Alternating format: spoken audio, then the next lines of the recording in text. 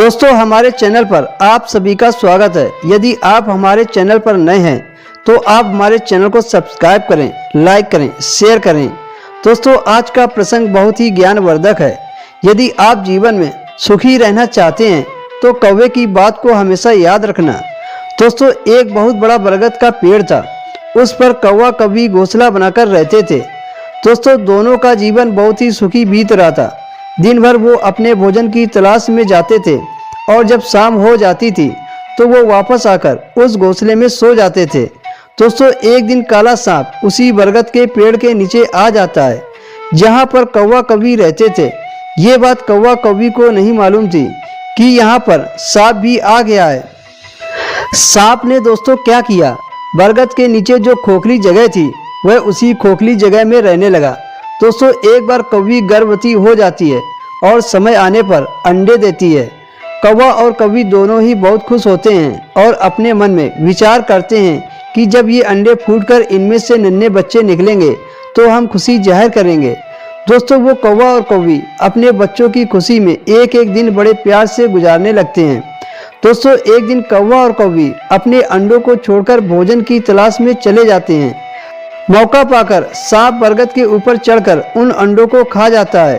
दोस्तों जब कौवा कौवी भोजन करने के बाद वापस आते हैं, जब वो अपने घोंसले में अंडे नहीं पाते हैं तो कौवा और कौवी अपने मन में बहुत दुखी होते हैं और वो रोने लगते हैं।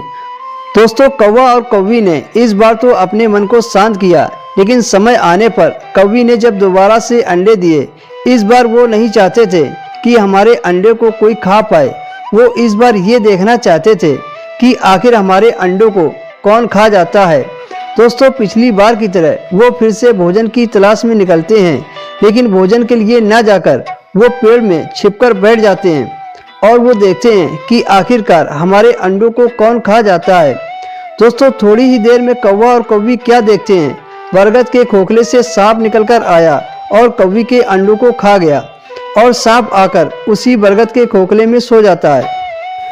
दोस्तों जब कौवा और कौवी ने अपने अंडों को सांप को खाते देखा तो उनके दुख का ठिकाना नहीं रहा। वह वहां पर पछाड़े खाकर रोने लगे कि इतनी बड़ी दुनिया में आज हमारा कोई रक्षक नहीं है और हमारे अंदर इतनी शक्ति नहीं है जो हम सांप का मुकाबला कर सके। कौवी कौवा से कहने लगी, चलो स्वामी, हम यहाँ से कहीं दूर रहेंगे चलकर, फिर वहीं हम हमारे बच्चों को जन्म देंगे। ये स्थान हमारे लिए बिल्कुल भी सही नहीं है। कौवा और कौवी ने उस पुराने स्थान को छोड़ दिया और छोड़ने से पहले अपने पुराने मित्र गीदड़ के पास पहुँचे। गीदड़ से अंतिम भेंट करते हुए बोले, हे गीदड़, ये स्थान हमारे लिए बिल्कुल भी ठीक नहीं है। यहाँ पर एक सांप आ गया है जो हमारे अंडों को मौका पाते ही खा जाता है और हम उसका कुछ नहीं बिगाड़ सकते क्योंकि उसकी शक्ति हमसे बहुत ज़्यादा है। दोस्तों जब कौवा कौवी की गीदड़ ने बात सुनी तो गीदड़ बोला, तुम अपने पुराने स्थान को छोड़कर कहीं नहीं जाओगे, क्योंकि जहाँ शक्ति काम नहीं करती वहाँ पर हमेशा बुद्धि से काम लेना चाहिए। मैं तुम्हें एक उपाय बताऊंगा, तुम उस उपाय का पालन करो, आगे से तुम्हारे अंडे सांप नहीं खा पाएगा। दोस्तों गीदड़ ने कहा, एक राजा की बेटी सरोवर में प्रतिदिन स्नान करने के लिए आती है और वह अपने साथ हीरे का हार भी पहनकर आती है। नहाते समय वह हीरे के हार को अपने कपड़े के साथ रख देती है और जो सैनिक उसके साथ होते हैं वो उस हार की रक्षा करते हैं, उसकी देख रेख करते हैं। बस तुम्हें इतना करना है, तुम्हें उस हीरे के हार को अपनी चोंच में दबाकर लाना है और ये काम करते समय तुम्हें सैनिक देख ले, इस बात का ध्यान रखना है। और जब तुम उस हीरे के हार को अपनी चोंच में दबाकर लाओगे तो सीधे उस खोखले में छोड़ देना जिसमें वह सांप रहता है। दोस्तों गीदड़ की बात सुनकर कौवा वहां से उड़ता है और उस जगह पर पहुंच जाता है जहां पर राजा की बेटी स्नान कर रही थी और उसके हीरे की हार की रक्षा उसके सैनिक कर रहे थे। दोस्तों कौवे ने हीरे के हार को अपनी चोंच में दबाया और सैनिकों को दिखाता हुआ वह वहां से उड़ गया।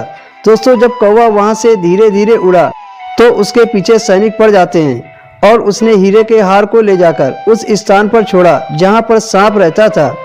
उधर दोस्तों कौवा का पीछा करते हुए सैनिक आ गए। जब सैनिकों ने देखा कि कौवे ने उस हीरे के हार को उस खोखली जगह में डाल दिया है, जब सैनिक उस खोखली के अंदर घुसे तो उसमें से एकदम से सांप निकल कर आया।